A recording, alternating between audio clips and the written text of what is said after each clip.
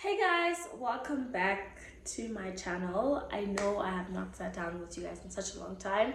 I've been giving you guys vlogs back to back to back to back, but I'm here to switch things up. So make sure that you watch the rest of this video. Don't forget to like, comment, and subscribe. And let's get straight into this video.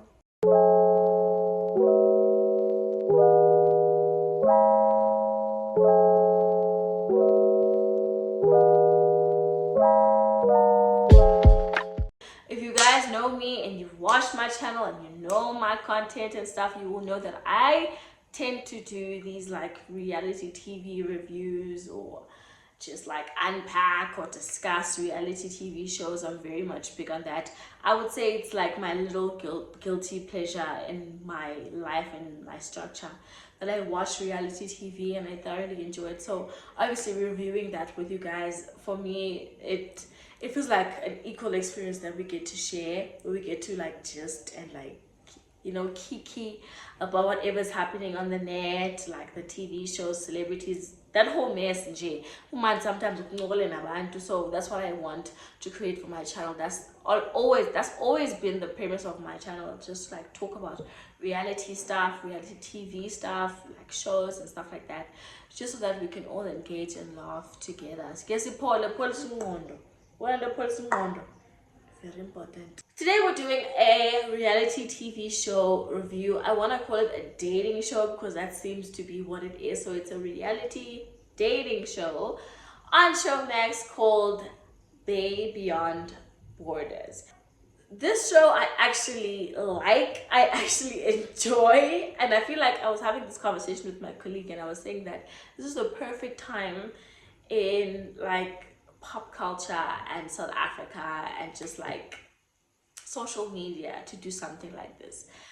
Of course, there are underlying issues of xenophobia, but ultimately we're all progressive in terms of like dating and mixing up different traditions and cultures and religions and stuff like that. So a lot of people are very open-minded.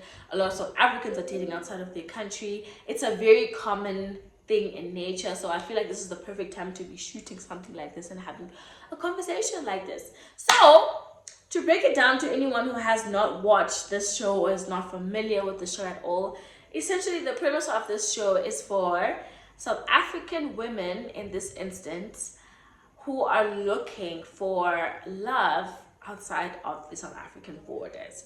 And then the crossover would be that there are men specifically in Nigeria who are looking for love across the borders, which it then connects the two because we don't see them exploring other countries. There's definitely a Nigeria versus South African type of situation. So the men are looking for love in South Africa, the women are looking for love in Nigeria. And I understand why the concept made sense, is because this has been a conversation that's been happening a lot in South Africa. You know, South Africa is a big country, very developed country, or developing if you want to put it like that, but we are very there's a mixture of all kinds of people in South Africa, which is something I really love about ourselves. We have Zimbabweans, we have South Africans, of course, we have Chinese, we have Asians, we have Nigerians. So there are a lot of people who tend to find a home in South Africa, and in that there's been a conversation of like South African women gravitating towards Nigerian men and vice versa. Hey, I think this thing started last year, where women who generally date Nigerians are called jolofinas, based on the jollof rice meal, which is, some people consider it derogatory, some people find it as like a term of endearment. Hey, each to its own. But what I'm trying to say is that I understand why this is happening and the perfect timing. It makes sense because a lot of the uproar and I would say the xenophobic Sautini era, it hasn't completely died, but it's very important to highlight that we are all Africans and we date each other. We're the same people. You get? So yeah, I quite like the show. So the show started I would say a few weeks ago. I've been enjoying it. I'm on episode 3. That's where the show is right now. We have gone through 3 episodes and it is amazing. Okay, so the idea of the show is that it starts off with introducing the South African women. I will mention them for you guys if you have not watched the show. So we have four beautiful South African women from mostly from Johannesburg, and there's only one person who's from Cape Town. And we have Zezetu. I won't mention their surnames in case I get them wrong, okay? So we have Zezetu, we have Nande, we have Vuvu, and we have Mali. Three of them are Xhosa women. Love the Xhosa women. I'm being biased and tribeless, but like I love Xhosa women, okay? And then one of them is Zulu, and that is Mali. So in meeting all the women in their respective spaces, what they're all about, it was really, really lovely to meet them. I actually know Zeze too. I've met her once, very momentarily though.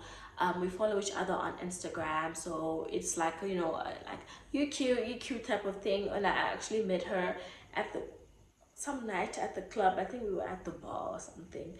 So I met her there. Seemed like a very lovely, youthful soul. I was actually surprised when I watched the show to learn that she's 31, because I assumed that she had been a lot younger because of her vibe and her energy. Very just a very fun person, which I really love. Nande, I actually had been following her on YouTube, someone who does story times, and I came across one of her story times on YouTube, so you can also check her out if you are interested.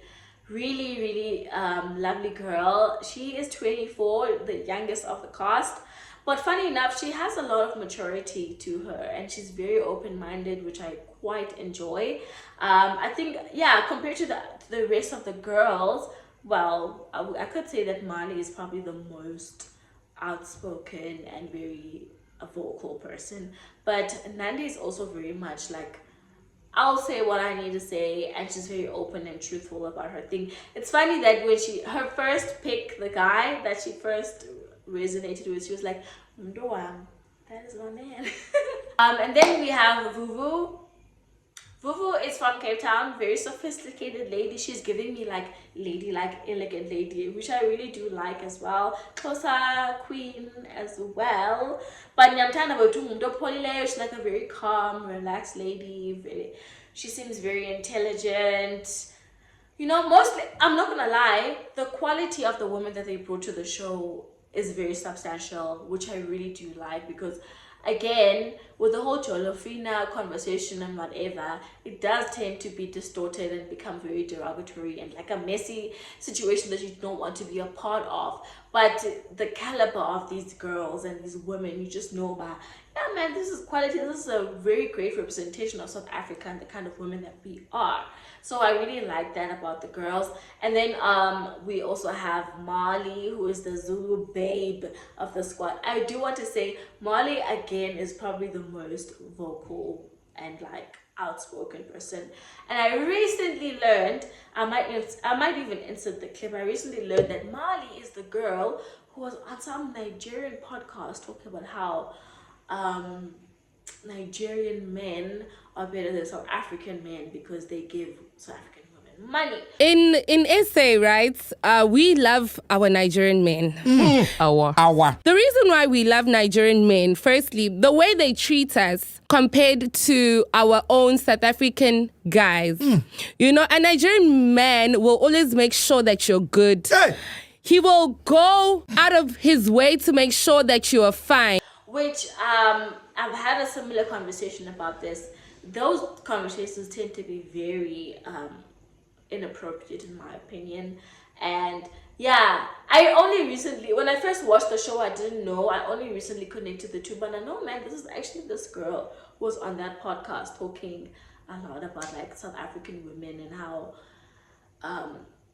it was a very like negative space, and I'm not gonna lie, because the men were talking about how it's easier to get women in South Africa because South African women have a price versus women in other countries where those women tend to have a deeper moral compass and they would like to get to know men before they, you know, give themselves to these men or whatever the case may be. But yeah, that conversation was very off-putting. But okay, it so happens that Mali is part of this cast, and of course she's looking for love in Nigeria. Very loud again. outspoken lady. She mentioned that she's in radio, which again, quite fitting. She's in radio and in that space.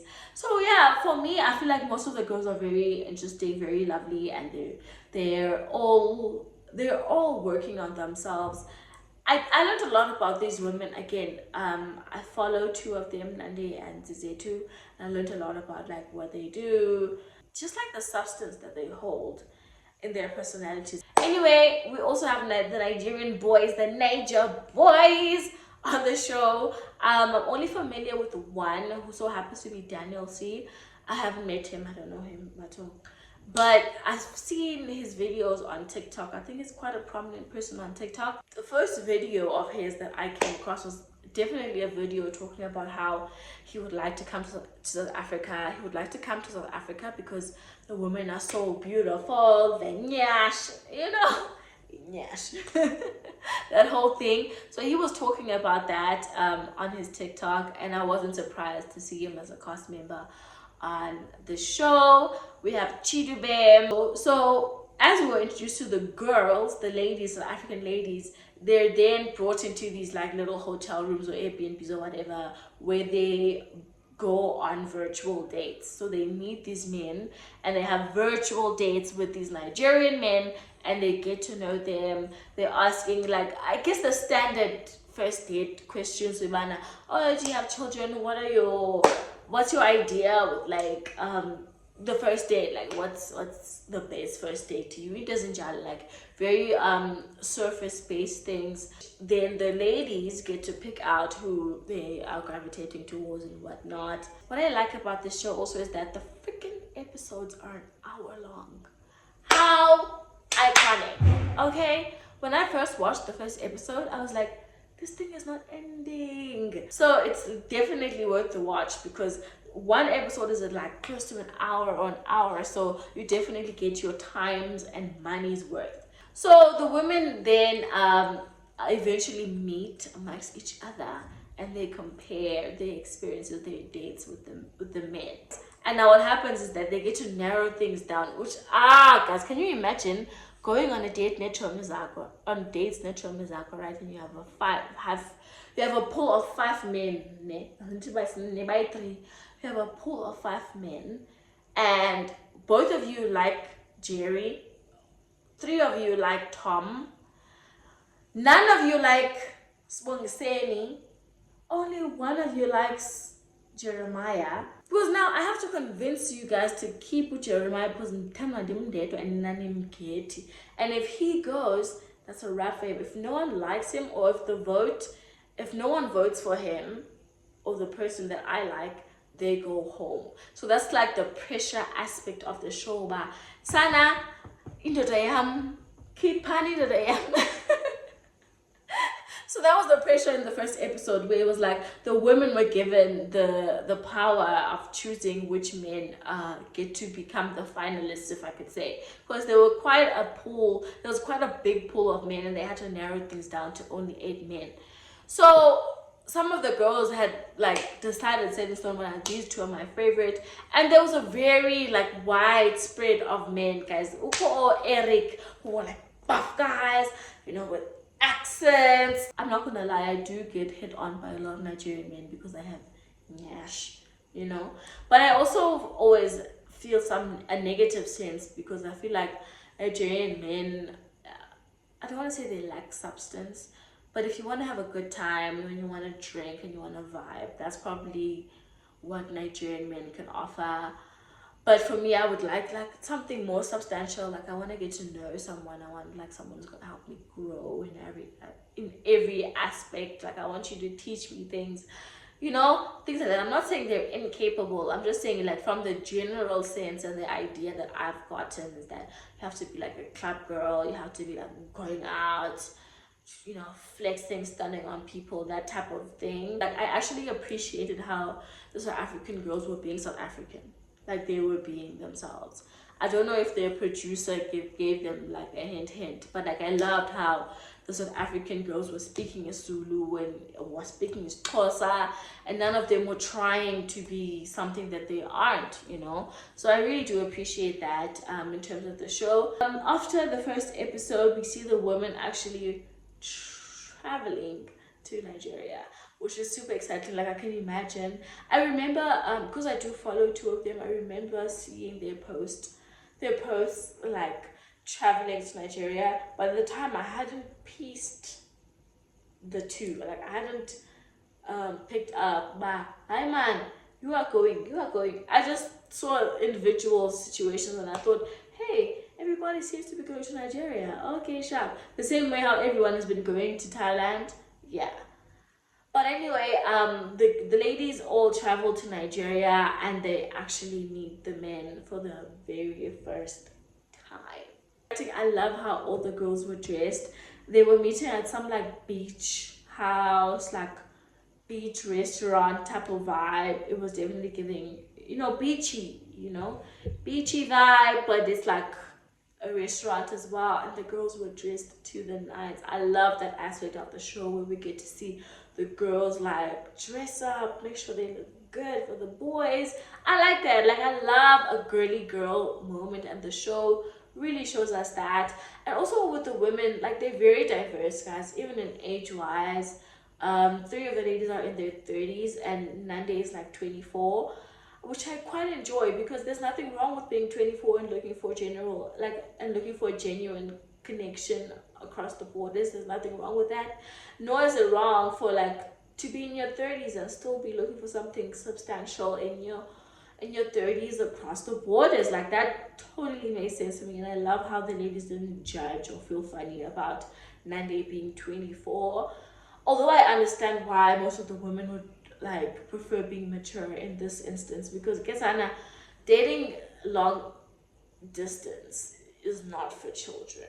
I just want to put that out there. How the show has been leading for the past 3 episodes is that the women get to choose which guys come on the dates, which guys become the finalists, or which guys are blah blah blah. So that's why I'm speaking from the context of South African women. But I'm not gonna lie, most of the guys showed up. Okay, let me mention some guys that really shined on the show. Daniel C, again, fashion guy, cool boy with the dreadlocks, that whole type of, Bandung, that whole ASAP Rocky type of aesthetic. And the thing I don't like about Daniel C is that he's very, I don't want to say confident, because confidence is not a bad thing, but he's giving also very arrogant, because he's like, I'm a fine boy, I know I'm also gonna get chosen, da da da da da. And I don't know if that's a good look. I get that he's good looking, he's handsome, he's giving fashion or whatever, but I don't think women really like an arrogant man. You cannot want to be Beyonce in our relationship. Like, yeah, I'm seeing a lot of the ladies hold back based on the fact that he's just so damn arrogant. Then we have Luciano. Luciano is an Igbo man. I think he did say on the show, a lot of the guys were very open about like, I'm an Igbo man, typical Igbo man. What does that mean? I'm sorry. I don't know much about Nigerian men, but I don't know what it means to be a typical Igbo man. Maybe someone will highlight that somewhere in the comment section. But a lot of the guys tend to be like, yeah, I'm an Igbo man, typical Igbo man, you know what it is. It's like, bling, bling. Luciano seemed to be the, well put together guy, He was wearing a suit, he dresses up for his dates, and he's very eloquent. Like, he seems like he can speak well, which is a very attractive trait to have. But I'm not gonna lie, as it went by, it seemed as though he was either insecure or he lacked confidence, or he just really was meh, like very bland. Especially when he had his date with Vuvu. I definitely feel like there was nothing, he had nothing to offer. It was very bland. It was very like, Okay, shame. You can see him fighting for his life, and that is not an attractive thing. So I definitely put him, yeah, in like a box. I don't think he's gonna be there in the next episodes. And I want to talk about Marley. Okay, the reason why I want to talk about Marley is because I want to tie in two guys that she likes, and just like what I feel about those guys and her. So Marley chose Eric and Joshua. Mari chose Joshua and Eric as like her top two boys, top two guys. And interesting enough, these are all both like attractive. They're very attractive physically. Big boys, like buff guys. And they're both quite well spoken. Oh, Eric. Joshua even has like an American accent, Kisana. Kisana. So, Eric, no, Joshua, do not like Mali.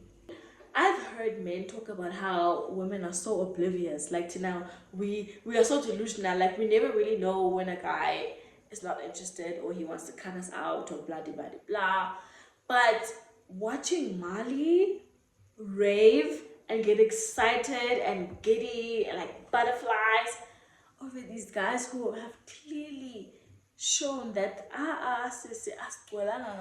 has been quite embarrassing, and I'm disappointed in her because she seems like such a confident woman, but she's in such a bubble. I have Bonnie around her, which I feel is very worrisome in my opinion. I feel like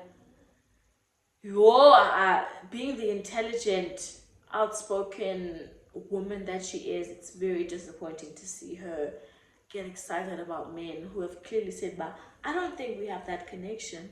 And she's so adamant and like just like so in love. And he understand by Londo guys. Okay, to be fair, amadoda ayaxoxa. Amadoda wananyana, to be fair. Men can be sneaky and conniving, but if a man so as far goes to tell me, bah, I don't think we have that connection, or I might have might have a connection with someone else, I don't think I would explore that. Like I would be so stuck on that statement that I would never move past it. And I feel like everything that the guys have said to Umali, it has just flown over her head. She doesn't hear our Fanamamfuni, and I am baffled. I am shocked that Omali, being this mature, intelligent, outspoken 32-year-old woman, and it just flew over her head. So I really do wish her the best in terms of like how that pans out, because I don't think it's gonna go well for her. Uzize too is my thick babes. You know, I love me a thick babe, guys. If I were a man, I would be my own type, in the sense that when I look at myself from a man's visual, obviously me as a woman, I have a lot of insecurities. There's a lot of things I want to change about my body, A, B, C, and D. But when I step outside of my woman mind, I look at myself sometimes and I'm like, damn. So even on my Instagram, if you would go on my Instagram for whatever reason and you'd see the type of people that I follow, even my explore page, I like thick girls. Like I love some curves. I love women with curves. I love women with body, like with meat, you know? So a girl like Zezetu was definitely someone that I found not attractive in like a sexual context, but just to see like this is a woman, this is a beautiful woman. So on the show, she gravitates towards Kingsley. Hey, go see him, guys. What is it to us? Kingsley on a date, and this is based off their first meeting where he met her and he was just like so obsessed. He even gave her a ring and was like, "You are my only one." Shout out to him, you know, for being assertive and just being like tunnel visioned. But no, honestly, there was something that wasn't attractive about his energy. It seemed like he was very fascinated in a sexual context, very lustful, very infatuated, very I don't know how to put it, but like there was something very off-putting about how he was chasing after Zeze too. Bailey left her room to like express herself or to learn about her and the things that she likes. It was very much just like, you're the woman that I want. And the funny thing is that when he's speaking to the men, he's like, the nyash, the ass, I want a big woman, I want like a madam and stuff like that. And I would hate to be in a situation where a man is fetishizing me. Like, it's giving that, it's giving fetish. And I hate that. But anyway, she invites Kingsley and then she invites Peter. Now, Peter is this bald headed, tall man, skinny man, um, who is in multiple lines of work. Okay, baby, what a man, what a man, what a man, what a man, what a man. I just want to say that he is good looking. Let's start there. Well, obviously, again, the beauty is in the eyes of the beholder. So depending on your type and what rocks your boat, I know a lot of South African women like dark chocolate skinned men, and I would say I'm the same, but he's not dark skinned. I also know that a lot of people like the dad body, like a teddy bear type of man. I also like a teddy bear type of man, but Peter isn't. But he just has big boy energy, like very calm.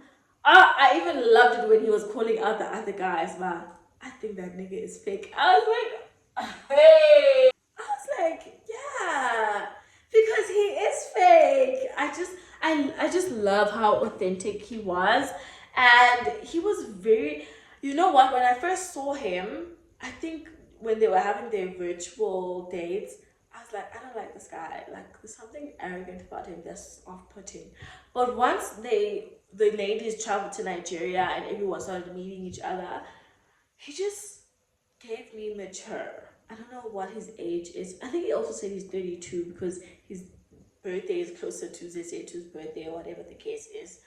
But he was calling out like the fake guys. I was like, yeah, yeah. And his approach is very calm and very subtle. I can't wait for the next episode because guess what he did on episode 3? On his date with Zezetu, he pulls out a stack and he says, go get your nails done. Guys, that's a Nigerian man. No? No? Isn't that what a Nigerian man is? Isn't that why people are crazy about Nigerian men? He pulled out a stack and he was like, go get your nails done. I better not see you showing those nails to any other man. Oh. Even Zezetu was like lip sync the guy. She was like kissing him, like, really like you. Or some women are not beating the allegations because I know they say because women love money, but the mere fact that immediately after Peter gave Zezetu a stack of money, she was like, really like you. They were kissing, she's like, I really like you. I like you a lot. We are not beating the allegations, but I just loved the interaction. I loved their flirtiness. I love just, okay, PG-18. I love sexual tension, and they had a lot of that, like just like that that ba ndiyakufuna uyandifuna sizawuthini but asizokwenza nto but ikhona into esikhaliyenza but asizuyenza. I love that. And they had that, like it was the first date where you could see it was there. With the other ladies, there was still a perspective of we're getting to know each other, especially with the Vuvu's date. Vuvu had a date with Luciano and she had a date with Daniel C. And it was very much like, I'm still getting to know you. It was very like still surface level, and there wasn't like that instant connection. I'm not saying money don't solve the problem, but and most of the ladies were really in some kind of disconnect with their dates. I remember Daniel C and Vuvu's date. He even said she's like she enjoys a good drink, and he was like that's a red flag. Interaction was very much like unkoshongawe now, unkoshongawe, that type of thing. Even with Nande, Daniel C couldn't make it to her date because he was sick. But Chidubem was there. Chidubem seems like a very sweet guy, but I don't think he can hold his own. I don't think he's strong enough to compete with the other guys. I just feel like he's just like. But together, to all the ladies have their 2 dates with all the men. Guys, I would say that Uzezet is definitely picking Peter. Nande might gravitate towards Shitubem because she didn't have an option because Daniel couldn't make it to the freaking date. I definitely feel like Vuvu is gonna go with Josh.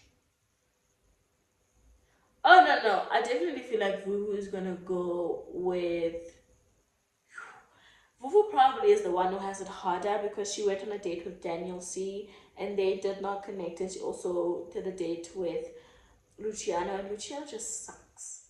And then Marley is torn between 2 guys, which she's obviously in a bubble and excited about, but they actually don't even like him.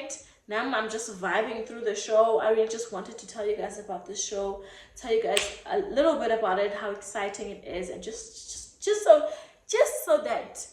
enough for you guys to start watching the show. Okay, so please check out Showmax's new show, Bay Beyond Borders. It is on Mondays. You will not regret it.